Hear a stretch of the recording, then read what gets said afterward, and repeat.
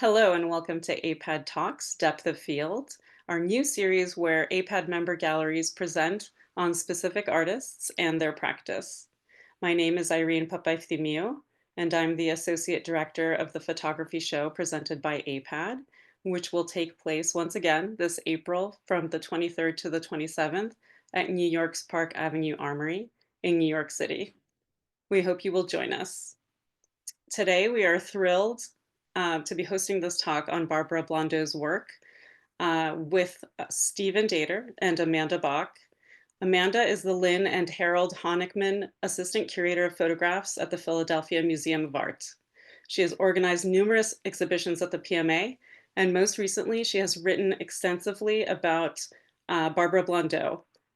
And this essay was published in the exhibition catalog, which I will be linking to in the chat. It's available through Stephen Daiter Gallery, who published this amazing catalog. Also joining us, of course, is AIPAD member Stephen Daiter, owner of Stephen Daiter Gallery in Chicago. We will have a short Q&A at the end of the talk, so please submit any questions you have throughout the presentation, and I will ask your questions afterwards. Amanda and Steve, thank you so much for being here today, and I will let you take it from here. Hi, I'm Stephen, obviously. I wanted to give a little background about how I came to seeing and being a big fan of Barbara's work, and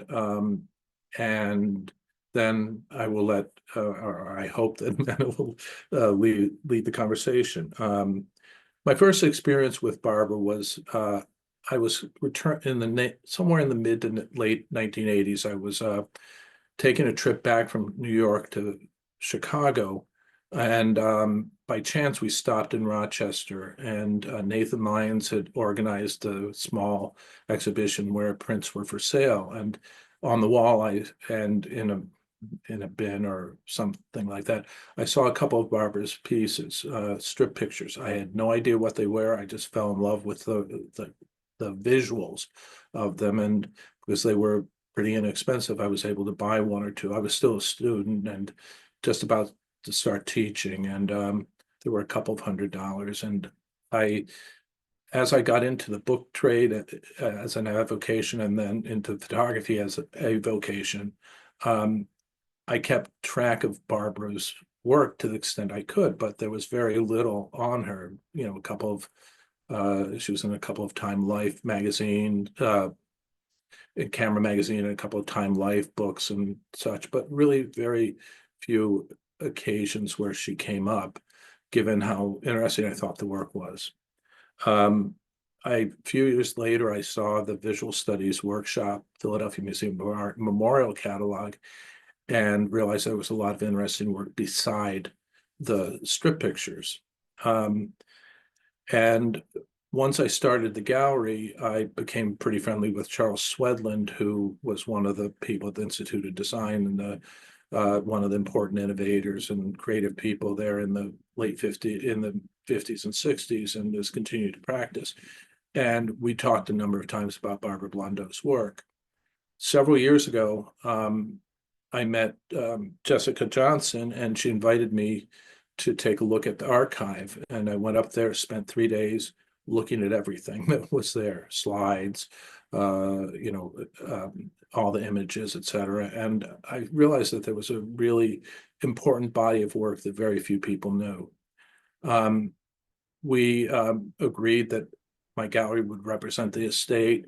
And when we got the materials and got to sit with them for a while, we felt it was really important to do an exhibition, take work to the art fairs we do, and do an important catalog, which would hopefully expand our knowledge about and appreciation of Barbara's work.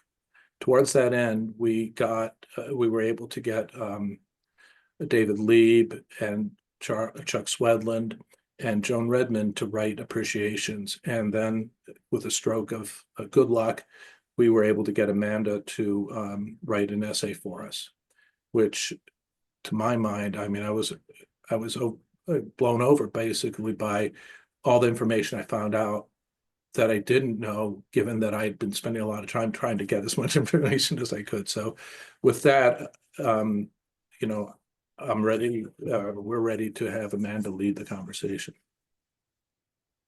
Thank you. And it has been such a pleasure to have the opportunity to look at Barbara's work closely. I will say Philadelphia also has a strong connection to her, and that she taught here for 6 years, her last 6 years of her life. She spent in Philadelphia, and we had work by her, also the strip pictures in our collection when I started working here. And I was intrigued by them. I put one of them in an exhibition.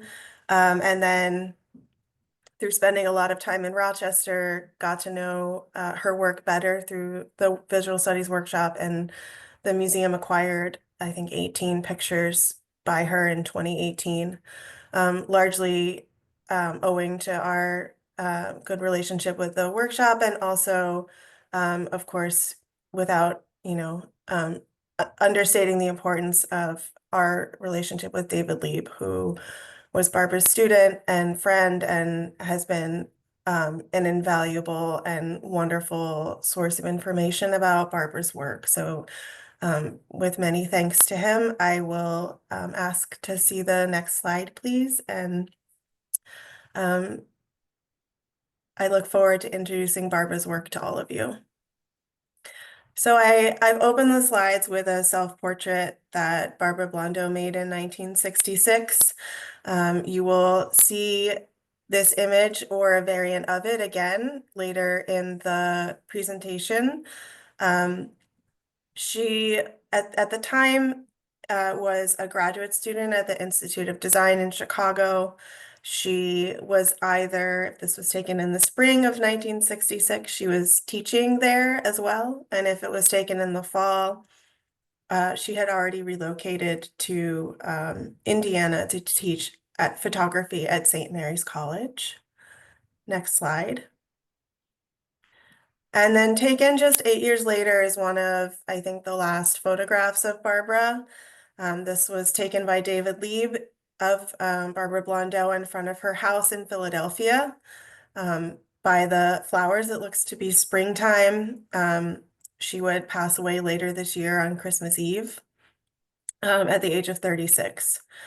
The image is quite distorted. As you can tell, it was made on a pinhole camera that David had, and it was an image that Barbara was very excited to do, even though she was going through really aggressive cancer treatments at the time. And I will open by just saying that despite the fact that Barbara Blondeau has lived very recently, she died 50 years ago. This is not that much time in the sort of larger scope of time. There's a lot that we don't know about her, and a lot that we will probably not ever know about her and her work. As Stephen said, digging around to try and find things is a challenge, and I think largely that owes to the fact that she was, although very warm and giving and by all accounts a kind-hearted person, she was also someone who was very private about her life. Dying at 36, her life was also quite short. And the period that she was making photographs was really just about a concentrated decade. So 1964 to 1974, with the last several years of that being time that she was also undergoing sort of really aggressive treatment for cancer. Her relationship with her parents was rocky, and they were the ones who settled her estate. I don't think they really, from what I've heard from others' accounts, understood her as an artist. They also certainly didn't understand her as a queer person, because most of her life, or all of her life, and even sort of her afterlife, has been spent very closeted. And many, including her family, didn't know that she was sick until very close to the end of her life. And as a result, one of the things that happened is that a lot of her belongings were disposed of, including papers and letters and all the other sort of juicy archival bits that can help paint a fuller picture of somebody's life. And because her life was so brief, it also means that the people who knew her well also knew her a long time ago. So I was pretty good at tracking down quite a few people who had connections with her during her lifetime, but those connections were short, and they were many decades ago. So despite all of this, this sort of groundwork that I'm laying, we can see from Barbara's work that she produced some highly original photographs. She was a creative worker and a diligent worker, an experimenter, a thoughtful thinker about photography. And I am really excited that through the Good Caretaking of Visual Studies workshop and Stephen Daiter's gallery that her work is making an appearance back in the world. Could I get the next slide? Thank you. So what I can tell you about Barbara is she was born in Detroit in 1938. Her father worked in an auto plant. She went to a Catholic high school, and her yearbook said that she wanted to study art. And then from there, she enrolled in the Art Institute of Chicago, where she graduated in 1961 with a degree in painting. But her last year at the Institute, she did study with Ken Josephson, who was newly appointed as the Institute's first photography professor. And that was really life-changing for her. So she began working in photography then. Largely, these very early pictures sort of dwell in work that you'll see here several years later in graduate school. Her interest in nature had its roots in her undergraduate early work. And we're not really sure what she did in between graduating from the Art Institute in 1961 and enrolling in graduate work at the Institute of Design in around 1964. Other than that, she went on a trip to Europe. So really where we can begin talking about her work and her life in earnest is during her time at graduate school. You know, just because that's where we have records. We have her master's thesis, which is illuminating. We have accounts from people like Charles Swedlund and others, Keith Smith, who was very helpful to me in talking about the Institute during these years because he was also a student there at the time. This is one of the earlier pictures probably made in her first year at the Institute. And she studied with Joe Jochna and Aaron Siskin there. She spent 4 years working towards her master's degree, which she earned in 1968. And her focus was really driven by the intersection of abstraction and nature, experimenting with different ways of viewing nature. But I would say in general that it's sort of grounded in representational picture making. So the ways that that abstraction folds its way into her work is through her thinking about things like subverting perspective or casting doubt on the relationship between objects. So here, I think she's very deftly played with that by showing us not the object, this tree that has cast this sort of foreboding shadow and cut across the picture plane, but yet just showing us its shadow here. So we have a referent, but not the actual object that's casting it. And, you know, we begin to wonder how large this tree is, where she's standing in relationship to it. Is she in front of it? And, you know, it does sort of dissolve into a set of discrete forms, almost quartered by the shadow that runs top to bottom and the sort of edge of this muddy, sort of swampy water in the foreground that cuts across the middle from left to right. Next slide. And here too, she's really playing with the sort of limits of our understanding of space by casting doubt on sort of what we're looking at, where the reflection starts and ends and where tree branch starts and ends. And you end up with this composition that I think recalls some of the other work that was being done at the Institute of Design with nature sort of becoming its own kind of abstraction. Next slide. So in 1966, 65, 66 academic year, she started working on her senior thesis, which she later abandoned. But these are two of the images from that project, which she very unhelpfully described in her eventual master's thesis as pictures of trees that are not trees. And for this project, we have some sort of work prints that give a little bit of color to what she was doing, where she sort of progresses from very far away, a fair distance from a tree, and then moves closer and closer, eventually focusing in on a branch or a kind of knot of branches that almost, becomes a fully abstract composition. And it's almost like watching a motion picture, right? Where you sort of change perspective until suddenly you almost have none at all to work from. I don't know why she is focused on the circle shape, although it's a motif that comes up a lot in her later work as well.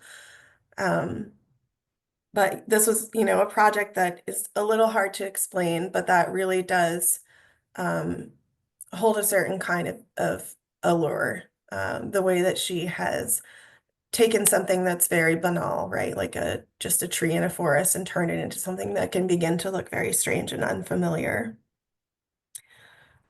Next slide.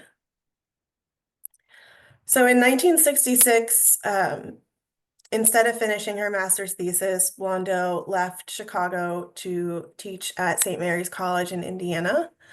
And teaching became a very important part of her life. She was so taken with the ways that students who had not engaged with photography handled a camera and the kinds of things that they recorded. And she was very dedicated to her students and to teaching for the rest of her life. And the pivot from learning to teaching really absorbed most of her first year in Indiana. And funnily enough, though, trees were surely aplenty, living in a much more rural environment.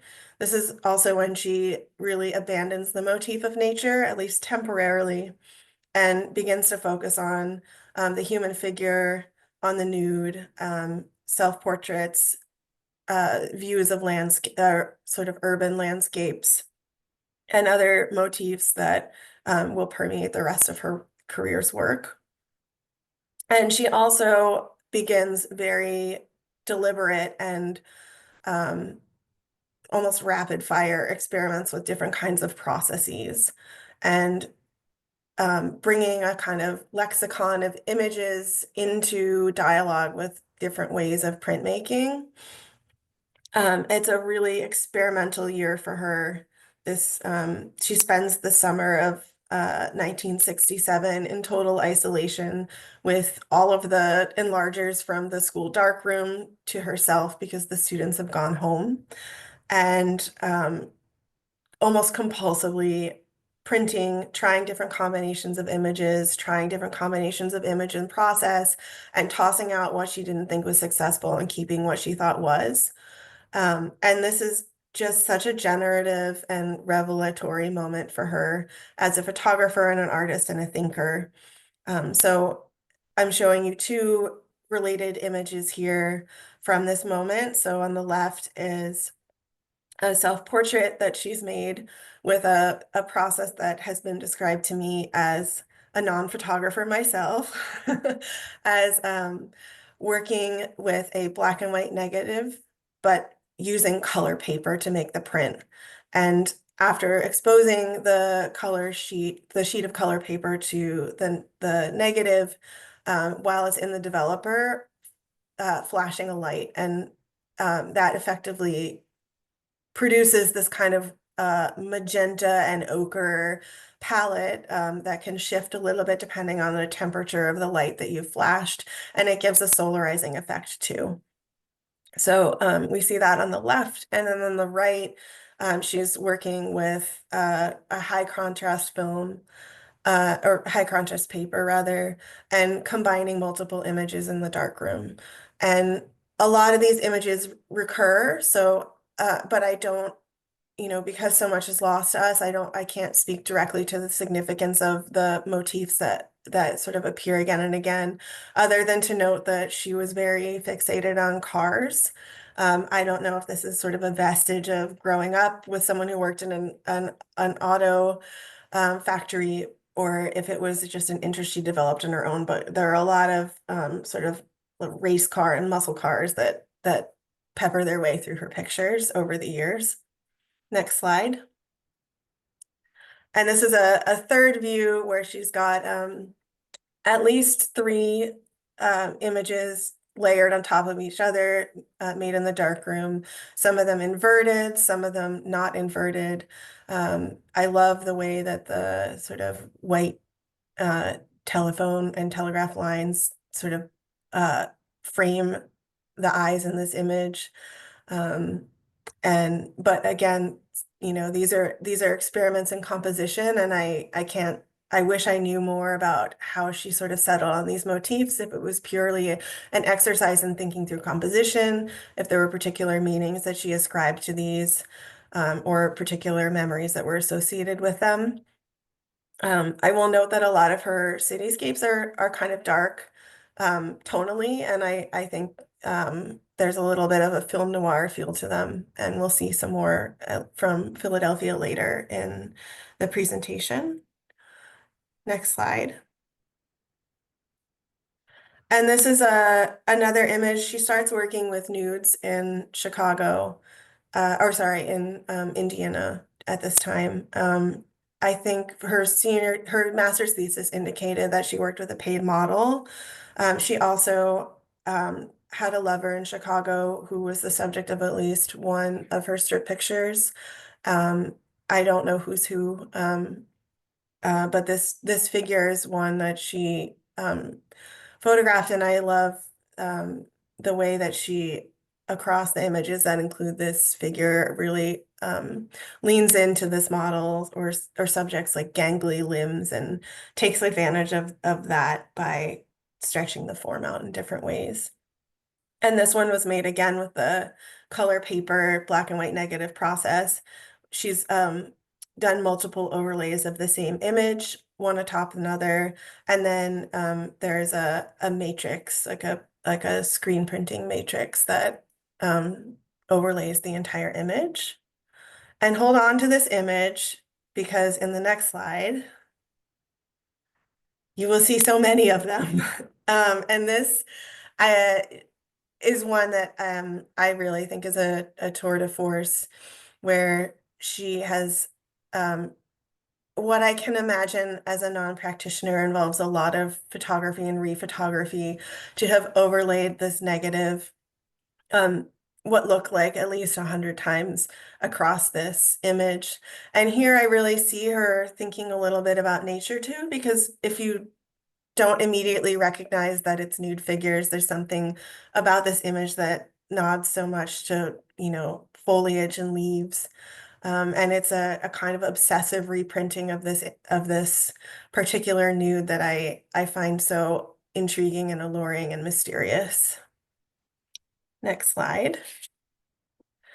And I don't know if this is the same model, but this was made around the same time. And here she's working with multiple images. One of them is what looks like a straight image, although inverted, and this figure in the background with the arm and hand outstretched. And then in the front is one that she made with infrared film. So that's what gives this figure this sort of veinous, translucent look, is that she's used an infrared film to record this woman's body. Next slide. And the figure in the background with the arm outstretched does appear here as well.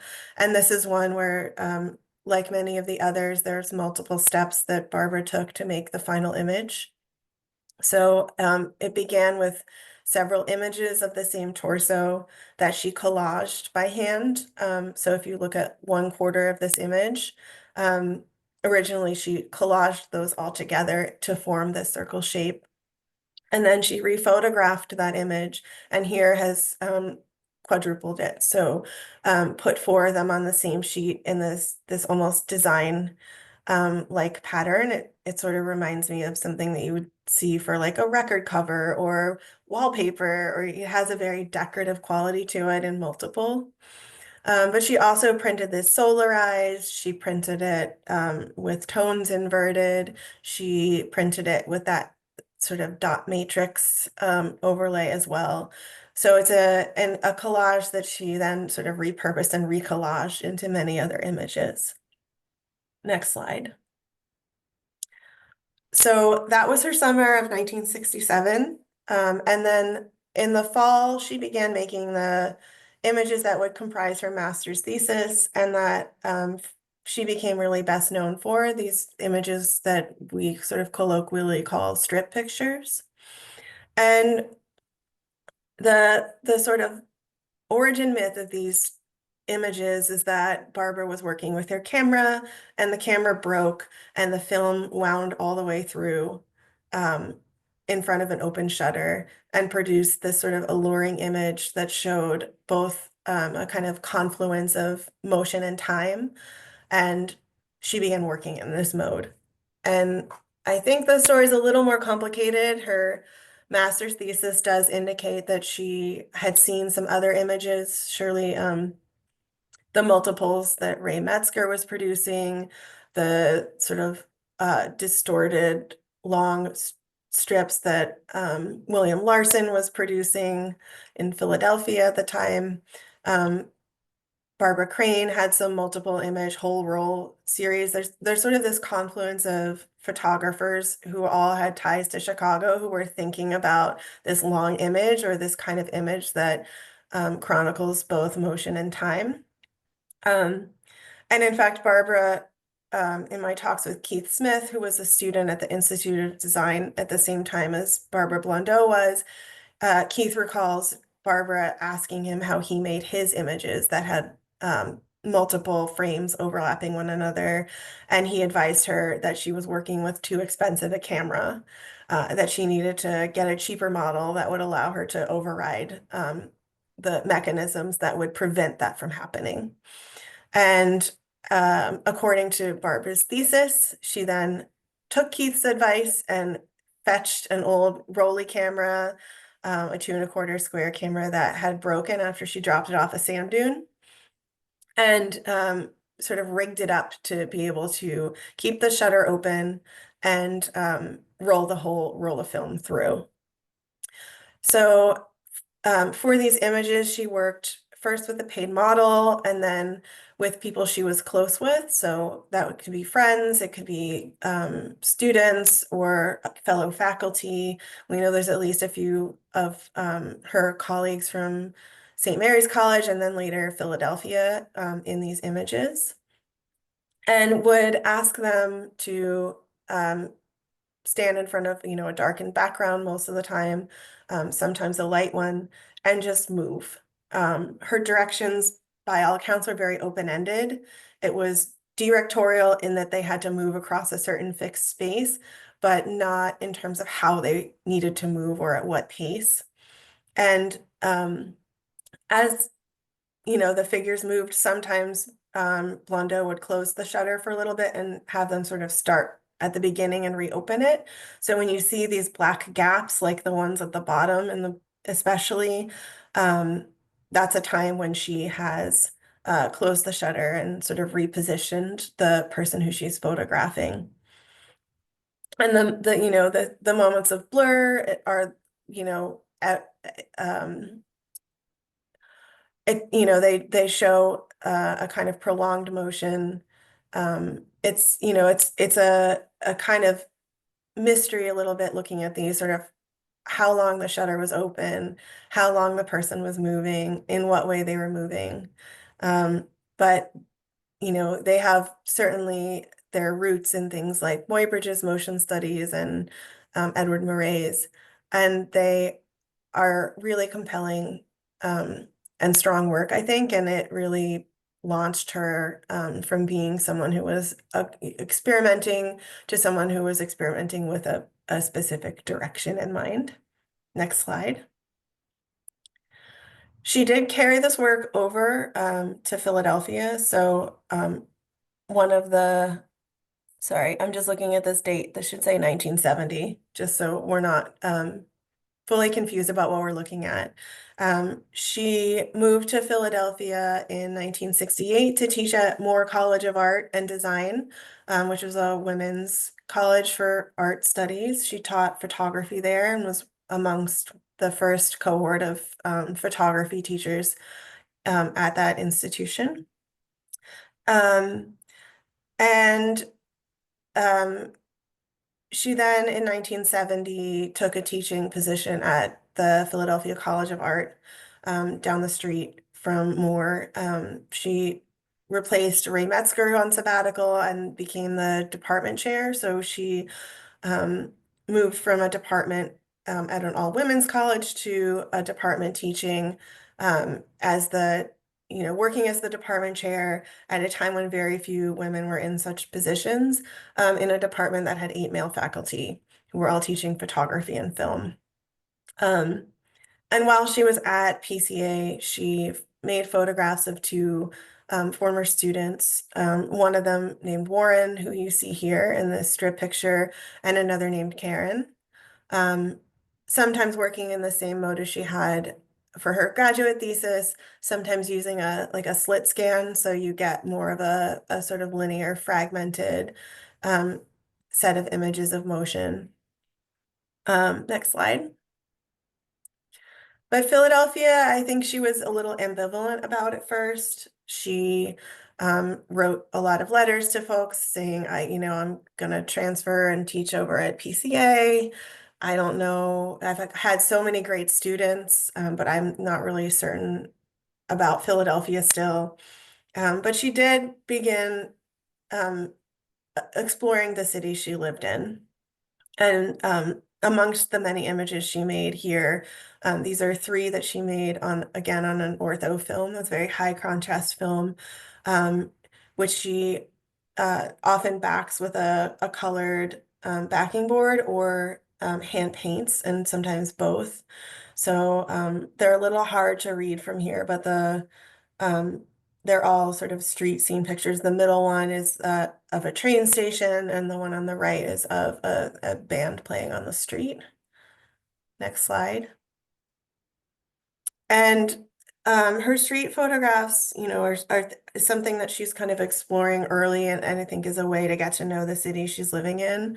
This one has a particular resonance in that I'm imagining, given the decor of the door on the left, that this was made around Halloween, so in the fall of 1970. And this is when Barbara receives her first diagnosis of breast cancer, which she had what was then described to her as a successful operation to mitigate.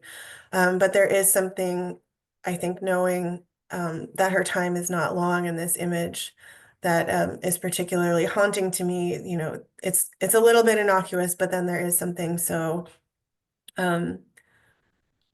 poignant about the fact that we have these, these are Philadelphia row homes. They have twin Tofani doors.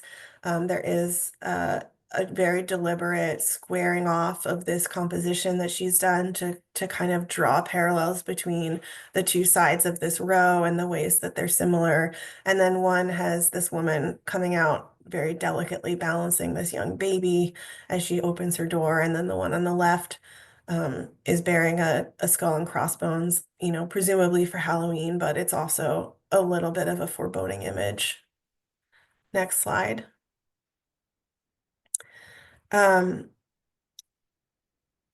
Philadelphia is a place where, Barbara eventually felt very comfortable and at home. She bought a house that she spent enormous amounts of time renovating and caring for, I would say, stripping wood of paint, building it to feel like a place where she was at home. And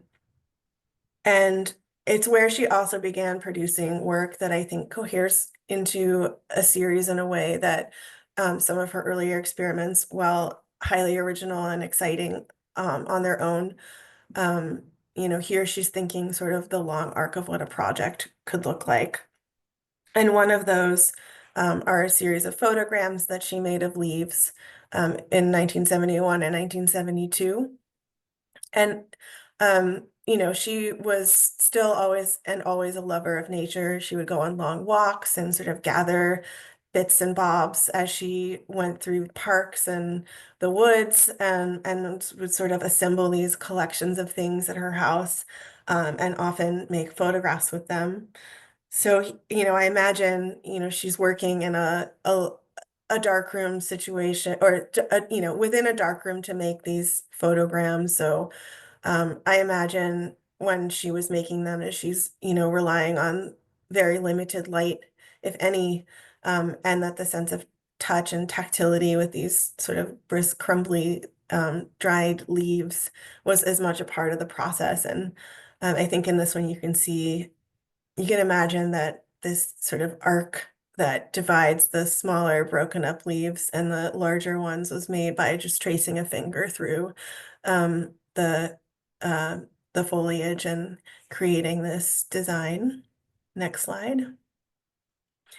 There are others in this group that are much more orderly and feel like a kind of taxonomy that, or a language that we don't quite know how to speak. There's something very textual about these sort of linear arrangements of leaf forms. It feels like something we should be able to read, but can't. And they're really, I think, very smart at, these images at calling our attention to look closely and, really take in nature for all of its grandeur, but also the ways that it's very humble. Next slide. And I think we'll wrap up by looking at two of her final series. This one is, I think, the toughest. It is a series of images she made during her final hospital stay. Her cancer came back in 1974, and despite treatment, it did take her life by the end of the year. And she made these really incredible images that are just, um, so loaded and also yet still very beautiful of her time there. So on the left, we are catching a view that is uh, a little hard to read at first. This took a lot of research for me to decipher, where she's lying under a folded newspaper that's splayed across her lap. So you can see her legs poking out towards the top of the image. And the form that you see is half of the silhouette of Spiro Agnew, then vice president, who was about to be impeached. And I guess he resigned before he was officially impeached, but it was days before his resignation. And he was really feeling the heat in the paper. So this is the kind of caricature of him that was included in the New York Times. And she's aligned this, sort of unflattering drawing of him, or at least half his face, with her own body, and kind of created this distorted sense of one's own form, by just sort of aligning this drawing with her own legs. And then on the right is her hospital bed, and it's maybe hard to see at home on a computer, but there's a piece of masking tape at the bottom with her name and her doctor's name on it. And it's an image that I think really captures both her presence, in that she's named and it's her bed, and her sort of impending absence, because you see the sort of trace of her body and the weight of her head on the pillow after she's gotten up to make a portrait of her bed. Next slide. And another series that she works on at the end of her life is a suite of, I think, 8 images, Steve, you're going to correct me if I'm wrong. Either 7 or 8. Yeah. Yeah, that she called the Black Border series. And these are all images that she took earlier in her life that she has then reprinted with the addition of this sort of thick 2-inch black border around the entire perimeter. Um, and the one on the left, I think, is probably from a trip that she took around 1970 to New England. She went to Maine. It looks like ocean water to me, as opposed to a lake. And there's an arm sort of coming out of the water. And on the right, I believe, is I think it was taken in Philadelphia of her and someone else and her dog. She was a big animal enthusiast, had a dog and 2 cats, who she wrote endlessly about in the few letters that I've read, um, in the most endearing way. But by putting this sort of border around it, it's almost a way of sort of separating herself from her own life, sort of viewing it from the distance and thinking about it from afar at a moment when she's certainly contemplating her own mortality. Um, so it's a kind of, it's a dark end to this presentation, but I want to emphasize that like one of the things that's so lovely about these last projects is the way that they cohere so elegantly and so smartly. You can really get a glimpse of what her mature work is doing and how she's thinking about photography as someone who's now practiced it and taught it and is sort of meandering into the era where photography becomes much more of a mainstream thing where, it's ever present in galleries and museums and art schools are certainly erupting with young photography students in the time that she's moved from being a student herself to teaching. And I'm uh, I find these really difficult, but also just so warm at the same time that you really get to see, the sort of promise that she had as an artist and the direction that she was moving with her work, despite the fact that she was, in a position where she was hiding a lot and dealing with a lot. Um, and I would encourage you, if you're interested in her work, to have a look at the catalog where there are many more images of her, that give a fuller sense than we've been able to look at together in 45 minutes. And I will turn it back to you, Steve. 'Cause, I think if you have anything to add, and if not, then, we're happy to open up for questions. Yeah, I thought you covered the bases very well. Yeah, it's the I think that the connection to the various people that like David and um, Chuck um, and a number of other people really gave me a much better sense of who she was, even as a person. And it's interesting because she must have had a lot of things that as I understand it, she was a teacher in the mold of Joe Jochna and Aaron Siskin, where they basically gave people the opportunity to learn how to express themselves and to create, their own expressive vision, which was usually tended towards the abstract or understanding the compositional qualities of what they were doing. And seeing Chuck's work and Joan Redmond's and David Lieb's work, it's really interesting to see that confluence of interest that the ID in particular helped, create a sensibility that permeated throughout photography. I mean, I think her works, the work I think is really strong. It would be really interesting if she lived another 25 or 30 years, because it does seem like she had found kind of her course, in Philadelphia, and I mean, I think the work area by area is really, strong. I think her experiments in figural work, the figural experiments, the self-portraits, the landscape work, her inventive use of color. They're all really interesting things that were part of what was going on at the time, but that, most people don't realize this is where it came from. Her and other people that were experimenting in those ways, and she was just wildly experimental. And I think that's a lot of what you said, but I think that's an important takeaway from seeing her work. So, I'm good with questions, or Amanda, taking the lead again.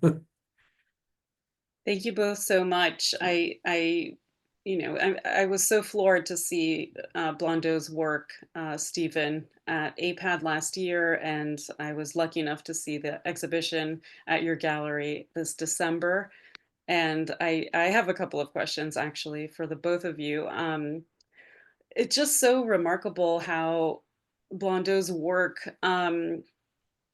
would change so much throughout her short career, and not only in how she approached the medium, but her subject matter, of course, too, right? So, have you, in your research, have you been able to find why she may have um, transitioned from, her origins of images of nature to sort of more intimate subject matter in the body?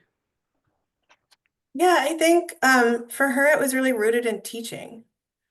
So she wrote in her thesis about when she started teaching at St. Mary's that she was awestruck by the fact that her students who had no background in photography and very limited background in art um, would just photograph anything and bring it to class and have some sort of story about why. And I think that was really liberating for her to kind of get out of the headspace of being in a master's program and back in the sort of shoes of someone who's seeing photography anew and thinking about it as something that doesn't have to be so prescribed, and that I think for her it really jump started the almost brought her back to the start of what the institute coursework, the sort of foundational year was about, which was just intaking everything, exporting everything, trying everything, and seeing what happens. And for her, that really was solidified, in coursework, but then I think the lesson was really learned and absorbed when she started working as a teacher herself. And I would imagine that is part of what led her to be so interested and compelled to continue teaching. And from talking to people who studied with her, that sort of openness to, ideas and themes and processes is something that really became a fulcrum for her teaching practice. One of the other things that, the earliest, her interest with nature, I think, was, it was clearly started before she came to school, but she worked closely with Joe Jochna and Aaron Siskin, who both were very involved with nature. And I was struck by the object quality of the prints that she made. They're really resonant, dark, rich images. They take a technically skilled person to be able to understand how to expose the negative and then how to print them. And I think that mechanical part is most evident in the early botanicals. They're done in 63, 64, 65, and they're beautifully crafted, and they're just amazingly rich and luscious and sensual prints. And that's not something that most photographers could do at the time. And that was something, I think, in the process of educating people to be creative in other ways, they also learned the technical skills in terms of how to take advantage of their experimentation and the tools that they had. So I'm not sure if that's answering the question. Thank you. We do have a couple of questions. The first one is, in speaking to some of the people that knew her, What do you think Blondeau would want her legacy to be, if that's even possible to answer? But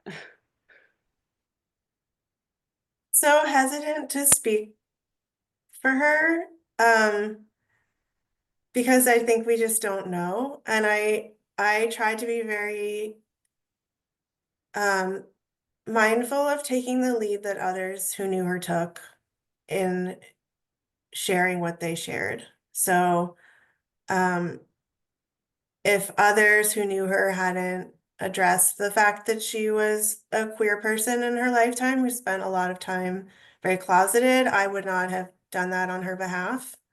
And um, I think it's hard to know what she would have wanted, and it's hard to project back to a time when, like, women were um, in a very well, some political things were different, and some social things were different, and it was harder to be a department chair in 1974 than it might be now, and it was certainly harder to be out of the closet, and it was harder to be a female practitioner of photography at a time when photography was so nascent and in the sort of mainstream art world. Like there's so much that's changed in the world since she passed that I also, I don't know what of it to extract and what I would want to project forward for her. Certainly, I think she would want to be known as a teacher, and I'm so glad that her students have shared so much about what she was like as a pedagogue and as a mentor and friend to them. Um, and I think she would be glad that her work is out in the world and getting seen and shown. But beyond that, it's hard to really say for me. that's understandable, certainly. We have one other question, and if anyone else has any last questions, now is the time to send them in. Are you aware of any photographers whose work seems to be inspired by Blondeau's? Well, obviously, David Lee was greatly affected by her work. He said to me in my conversations with him, he said it was an important element.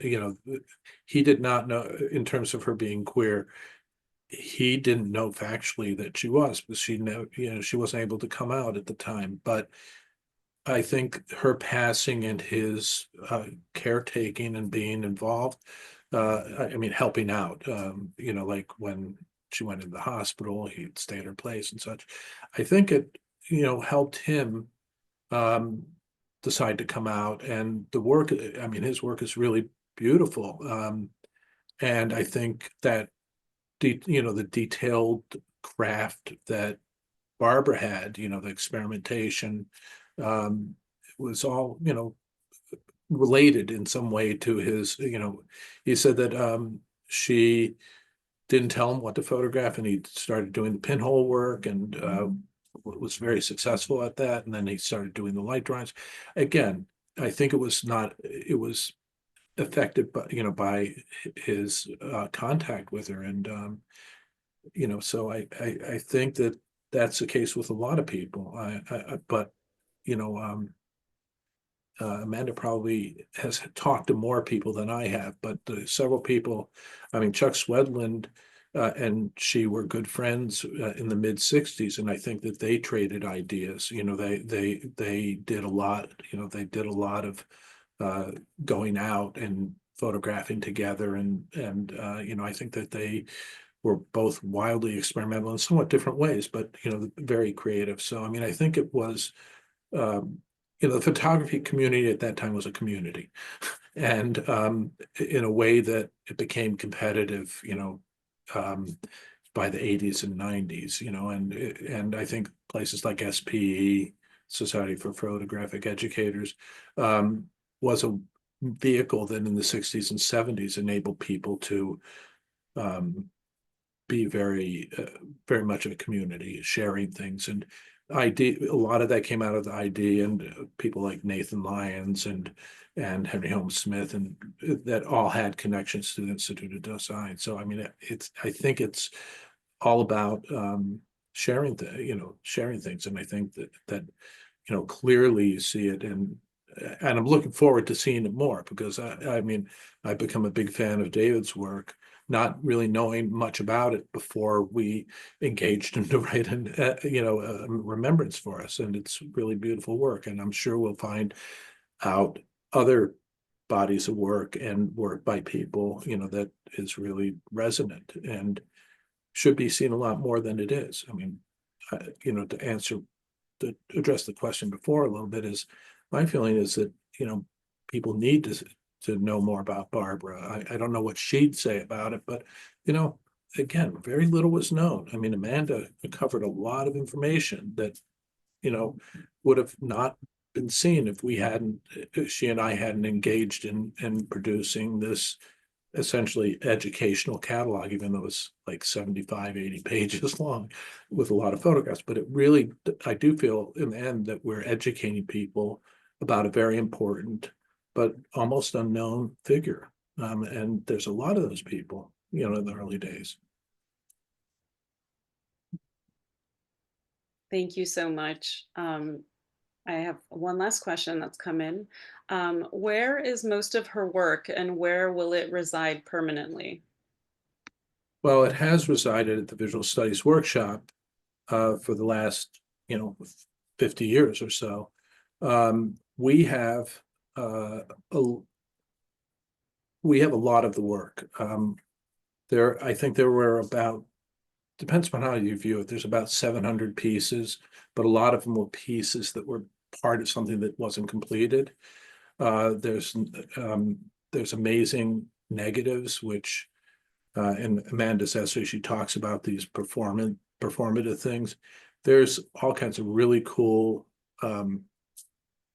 negatives that had to be in projection. There's all kinds of photo related stuff that's at VSW.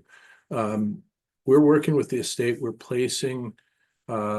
trying to place the work into important collections, but we're also arranging from time to time donations, getting people that are interested in her getting a better representation and in collections. So we've been able to place a group at the Museum of Contemporary Photography here, another group at the Milwaukee Art Museum. Clearly, Philadelphia has a great group of pieces. We have a large collection of the ID, and there's about 20 pieces of Barbara's that will go to whatever institution that ends up at. So, we're trying to selectively get the work into places. Currently, the strongest collection is in Philadelphia Museum. But the other collections are good. Small groups going to the National Gallery of Art. So I mean, we're trying to be the custodians of in some ways of the legacy. I don't know where the negatives. I mean, we have some of the strip picture negatives, but I don't know where much of the where the rest of that work is. I mean, there's a lot of slides, there's a lot of contact sheets, there's various things like that which belong somewhere. But these days there's a lot. I mean, it's a problem with the institutions. I mean, I don't think that Philadelphia or the Art Institute of Chicago or MFA Houston has unlimited space to have large archives of a lot of If people. only we did. I'm just saying. I mean, it'd be Yeah, we fabulous. don't. So, but that's something that Jessica Johnson, who runs the VSW, has been working on, and I think that there's, she has had some leads on that, but I'm not sure what's going to happen. And also, the VSW has had large bodies of really interesting work that they're also in the process of trying to place, and that I don't know. Amanda, do you have other ideas? But yeah, I mean, currently we are the place that has the work, and we have a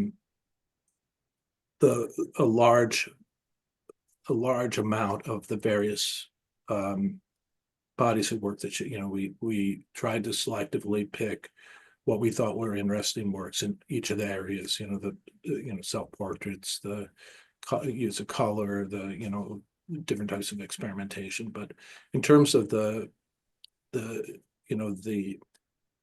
pieces that made the objects, I don't know where that's going to go. And the VSW still has probably several hundred, 200 or 300 photographs at this point. So, but we're not intending to stop working with the work at any time soon. So, and we're trying to place, groups of work to various places. Yes. We do have a follow-up just comment where this person says it would be wonderful to have a show of Blondeau's work in Philly. So Noted. well, thank you both so much for being the custodians of Barbara Blondeau's work and legacy. And I think many of us find Blondeau's work very inspiring, and we're just so grateful that both of you and the other people that knew her are really expanding on her legacy that was more local. And thank you both for being here today. Thank you. Thank you.